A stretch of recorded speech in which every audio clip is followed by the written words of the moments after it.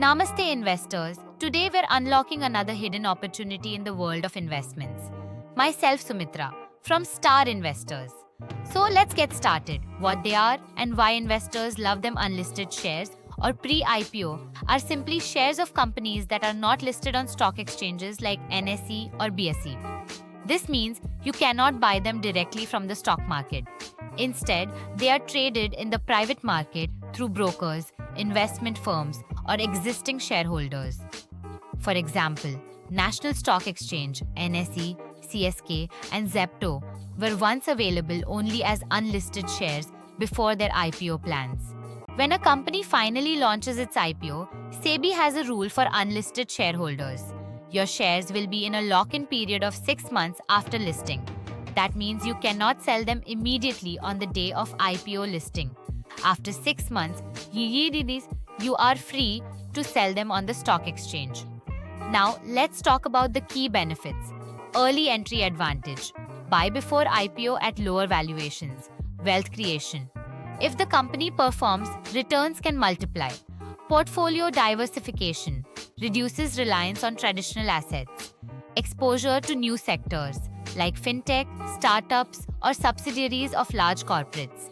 Access to big opportunities. You can invest in brands before the general public can. Trading in unlisted shares is legal in India? Yes, trading in unlisted shares is completely legal in India. But you must buy them through verified brokers or registered investment platforms. Always avoid informal or unverified sources to stay safe. Yes, unlisted shares are regulated. SEBI frames rules for private placement and IPO transition.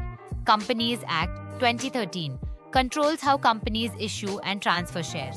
Income Tax Act governs taxation on gains.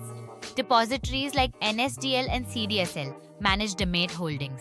So while these shares are not listed on NSE or BSE, they are still under a strong legal and regulatory framework. So why would investors buy something that is not even listed? Pre-IPO opportunity. Investors get a chance to buy early before a company goes public. High growth potential.